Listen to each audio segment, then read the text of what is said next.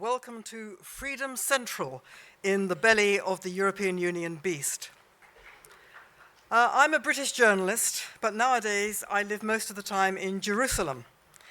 Like a few others at this conference, I was in Jerusalem last Saturday night when at 2 o'clock in the morning the air raid siren wailed and I huddled in my stairwell for safety, listening to the explosions of dozens of ballistic and cruise missiles being shot down over my head and wondering whether any of them would hit their targets, their intended targets, us. Well, I left a war zone to come here. I didn't realize that I was coming into another war zone in Brussels. That missile attack on Israel by Iran was the point at which an enemy of civilization, which until then had hidden behind others to perpetrate its malign, malignant attacks, finally stood revealed as the real architect of the intended genocide of the Jews and a war against the West. And this conference has been the venue at which another enemy of civilization, which has previously hidden itself behind the high-minded claims of the left to tolerance, to anti-discrimination, to liberal values, has torn off its mask and has stood revealed instead as mafia-style thugs who use threats and intimidation to silence all opinions with which they disagree and who have corrupted in the process both political office and at least some of the judicial process in Brussels to do so. Now, the connections between the war against Israel and the war against civilization run, in fact, very much deeper. Let me explain. On October the 7th, as I'm sure you know, southern Israel was invaded by thousands of Hamas stormtroopers who burst across the border fence from Gaza, followed by ordinary Gazan people, including teenage children, to butcher, rape, torture, behead, and burn alive some 1,200 women, children, babies, and men, and kidnap 240 others into Gaza. One might have thought that this pogrom, the worst single slaughter of Jews since the Holocaust, exhibiting a depravity and sadism directed at Jews just because they were Jews, although some non-Jews were also caught up in this horror, one would have thought this would elicit from the civilized world a deep understanding of the need to take action to ensure that this atrocity could never, ever happen again.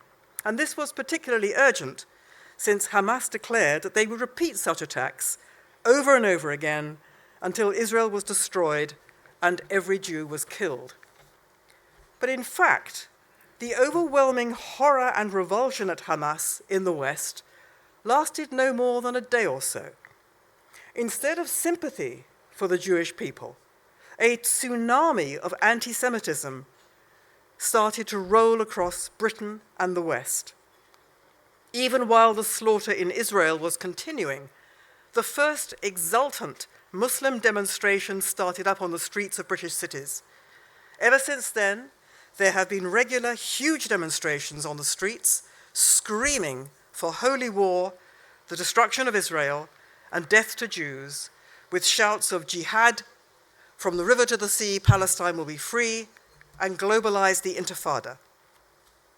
And as soon as the Israeli Defense Forces started their military operation in Gaza to destroy Hamas forever as a military force, the so-called civilized world turned Israel into the aggressor, accusing it of wanton destruction, going over the top, killing far too many civilians, targeting hospitals deliberately, and deliberately causing starvation by refusing to allow in humanitarian aid. To make these accusations, the accusers had to ignore the facts. The Hamas death statistics were demonstrably bogus. Israel was causing no starvation, it was allowing in aid, and where there was undeniably hunger, this was caused principally by Hamas stealing the aid supplies for itself to bolster its own activities. Every single hospital in Gaza was being used for terrorist activity, itself a war crime, and many doctors were Hamas operatives or their supporters, feeding the media with these lies. The Israel Defense Forces were in fact going to extreme lengths to protect patients and hospital staff as far as they could, while targeting the Hamas troops in those medical facilities. And indeed, overall, they were managing to achieve a vastly lower ratio of civilians to combatants killed than any other country in the world has ever achieved in warfare. So, the country that was the target of genocidal attack was being demonized as itself guilty of humanitarian crimes. And what has been so disturbing is that these lies have been parroted by British government officials and ministers. The Foreign Secretary, David Cameron, has accused Israel of stopping aid, of breaking humanitarian law, of going over the top, and has threatened to block arms sales to Israel as a result. Indeed, he's not alone.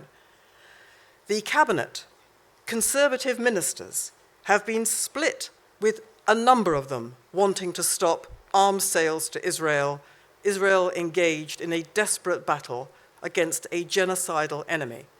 A conservative government has been saying this.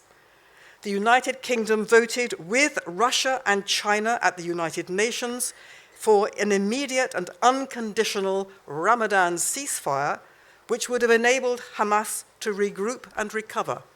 A conservative government did that. It allied with China and Russia. It has done nothing to stop the incitement on the streets of Britain. It continues, the conservative government, to soft soap Iran. It has refused yet again to proscribe Iran's Islamic Revolutionary Guard Corps, despite copious evidence that the IRGC is inciting Islamist extremism in Britain itself, to the great danger of British citizens. How can this possibly have happened under a conservative government? The reason is that for many years, as I'm sure you all will be well aware, conservatives have lost their way. They've lost sight of what it is that conservatives have to conserve. They never understood that over the years, the left was moving the cultural and moral goalposts. They never realized that conservatism was moving with the left into a very dangerous place. For decades, the left has been attacking the foundations of Western civilization to create a new world revolving around the individual. Objective facts were dumped, subjective opinion became reality, no culture or lifestyle could be better than any other, multiculturalism meant you couldn't say that Western values were preferable to any other. The Western nation was denounced as the fount of prejudice and war, and instead, universal institutions and laws, especially human rights laws, were preferable to create the brotherhood of man. Now, over the years, as we heard yesterday from Suella Braverman, human rights laws were used against British interests. It meant that in Britain could not remove from the country people who were a direct threat to the nation. It could not enforce its own border controls. Anti-discrimination law turned into discrimination against groups deemed oppressive, such as Christians, heterosexuals, and men. Now, this was because in human rights law, there is a fundamental flaw. Law gains its moral and political authority from the consent of the people in a democratic society, expressed in a nation's democratically elected institutions, which pass laws that reflect that nation's cultural and moral values. Human rights law doesn't fit that. Human rights law is transnational. It is not anchored in any nation's culture or jurisprudence. As a result, it's a kind of free-floating entity to be made up as you go along. And it became inevitably a form of politics that actually corrupted law. And by asserting the unchallengeable authority of international law to trump the laws made by national parliaments, it actually targets the nation state. The nation state is in the sights of international human rights law. As a result, inevitably, it would and did target Israel, because Israel is the paradigm nation state. It is the place where the land, the religion, and the people are fused as one. Not only is it the paradigm nation state, but it is defined by the most particularist culture in the world, and it is determined to defend itself as a nation state governed by, answerable to, a particularist culture. So Israel, as the ultimate nation state, was, not surprisingly, targeted as absolutely intolerable by the ultimate universalist institution, the United Nations, and the whole constellation of human rights, humanitarian NGOs. Now, that was the project of what we might call the universalist, idealist, progressive left. But the Conservatives went along with all this. They either never took human rights seriously, or else they chose to go with the flow on this, as with so much else. And that was because after the Soviet Union fell, Conservatives thought their fox had been shot. They thought the enemy had been defeated. They never realized that the revolution was transferring itself to the culture.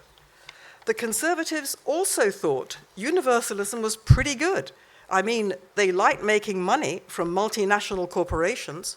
They liked mass immigration for bringing wages down, and so they found themselves on the same territory as the left.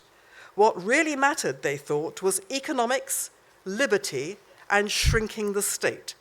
They disdained or dismissed the importance of religion, of history, of culture.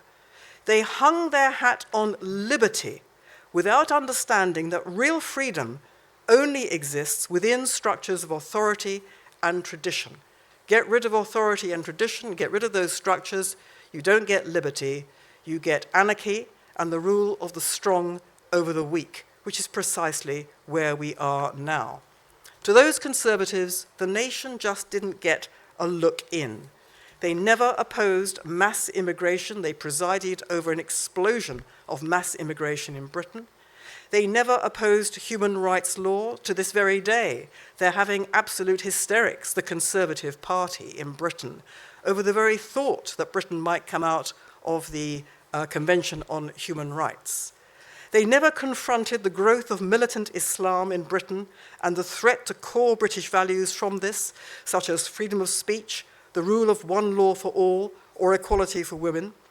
They consistently fail to appreciate that the nation and its historic culture were under attack from all these things.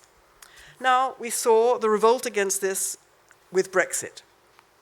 And although this was an insurrection against the European Union, it was as much an insurrection against those Conservatives who had turned against the nation. And there were many Conservatives in Britain who wanted to remain in the EU. And it's not surprising that David Cameron, who bet the farm on the United Kingdom staying in the EU and lost, David Cameron is the Conservative who has most venomously turned on Israel, the paradigm nation state. Conservatives who are hostile to Israel are mostly from that universalist wing of the Conservative Party. Those Conservatives who stand up for the nation and its future and its culture and its traditions, who oppose human rights law, who oppose the transgender madness, who want to limit immigration, those Conservatives are demonized as right-wing and beyond the pale. And those people, those demonized Conservatives, are by and large the Conservatives who support the state of Israel. Those who attack Israel on both left and right are those who no longer value the nation and its historic culture. They have no story to tell about their connection to their own country, so they cannot tolerate the story that the Jews tell about themselves, which is rooted in their history in the land that they love so much. Universalists tell an upside-down story about Britain, which they trash as colonialist oppressors who must apologize for their existence and for white privilege, while in fact Britain gave the world political liberty, independent courts, and the rule of law. And these universalists also tell an upside-down story about Israel, which they trash as an oppressive usurper in another people's land, but which is in fact the only democracy in the Middle East, which is deeply committed to protecting life and liberty, and is the historic home of the Jewish people, the only indigenous people of the land, and the only people for whom it was ever their national kingdom, centuries before Islam was even created. Those who want to destroy their own nation in the West, in Britain, tell lies about their own nation. Those who want to destroy Israel and the Jewish people tell lies about Israel and the Jewish people. Liberal universalists, including conservatives, are part of a Western culture that is no longer prepared to recognize evil. They tell themselves that every aggressive cause is amenable to a negotiated compromise. They refuse to accept that sometimes there's no alternative but to fight until the forces of evil are crushed by a military victory. They resist this because they think nothing can justify killing people or losing their own in battle. Nothing was ever solved by war, they say, which poses the question of what they think happened to Nazism.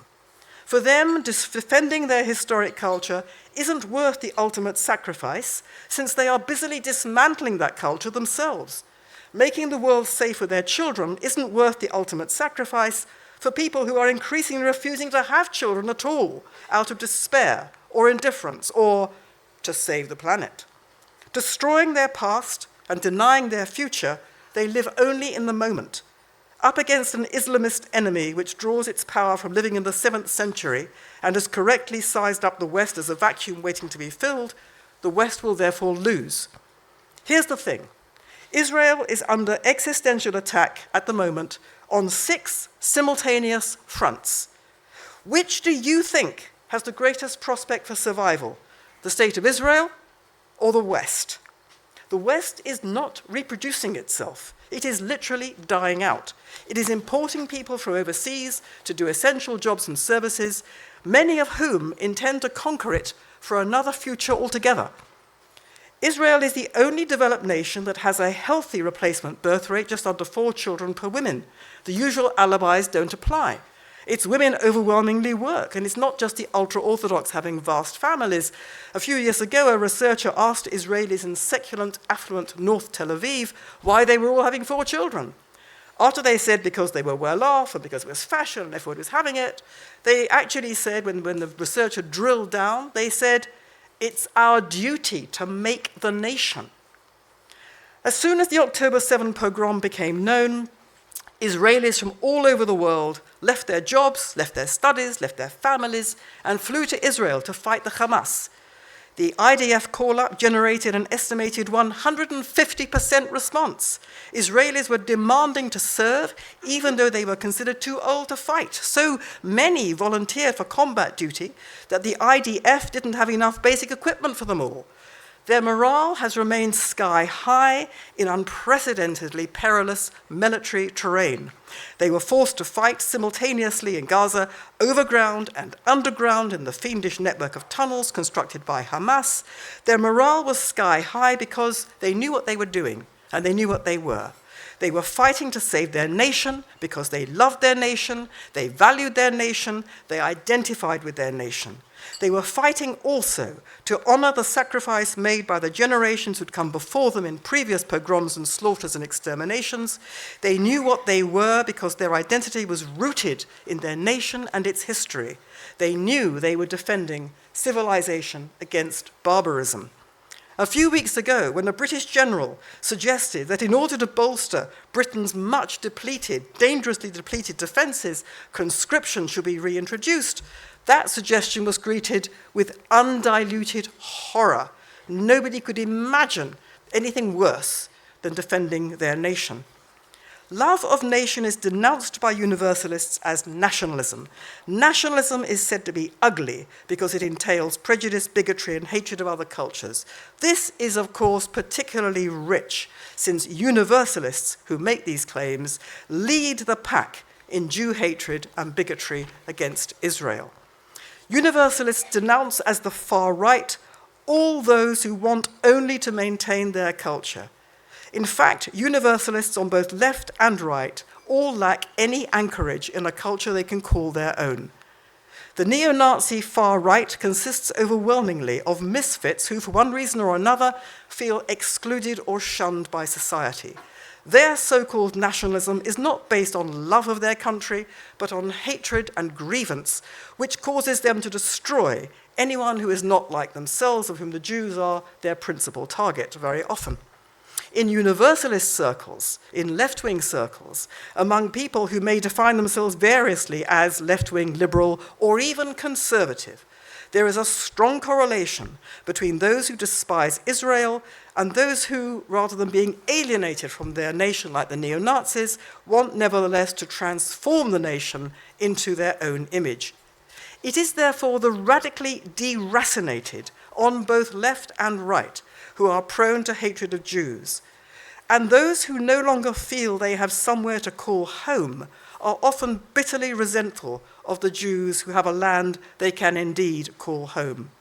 Those British people who feel their home has been taken away from them feel homeless, as if they are refugees in their own country. The Labour Party did that to them, but the Conservative Party went along with it. When these people look at the Conservative Party today, they don't see anyone who is going to give them their home back. To conclude my remarks, the war in Gaza is an inflection point. Israel is fighting for civilization against barbarism. Israel will win this, whatever it costs, and it may cost a great deal more. Israel will win this because it understands itself to be a nation rooted in its own history, a people in its own home. Conservatism is lost at present because it's being dominated by people who no longer understand what being a nation entails. People at this conference know exactly what it entails, but these voices have, to this day, been drowned out and suppressed. It's been suppressed. These voices here have been suppressed by people claiming that the kind of people who are speaking here on this conference are a threat to democracy because they are intolerant and authoritarian. So, they have tried to silence us by cancelling us, by defaming us, by delegitimizing us as the far right, because what they mean by democracy is a society in which only those who agree with them will be permitted to speak. What's happened at this conference, and it's quite dramatic, I feel a bit of history has been made here in the last day or so. What's happened here at this conference is that this process of silencing us has been dramatized in such a spectacular fashion that even the Belgian Prime Minister has denounced it, along with Rishi Sunak in Britain, various German politicians, and a chorus of condemnation across the board and across continents. Talk about an own goal. At a stroke, our ideological enemies have shown that it is, in fact, the left that is intolerant and oppressive and a threat to democracy and a dictatorial risk to freedom. And national conservatism is now the resistance. Like national conservatives, Israel is defamed and delegitimized. Like national conservatives, Israel does not adequately defend itself against these charges. Unlike conservatives in general, Israel does actually focus on what is really urgent for it to address. Its soldiers have a saying: they tried to kill us, we won, let's eat. National conservatives can now say, they tried to shut us down, we won, now let's save the West. Thank you very much.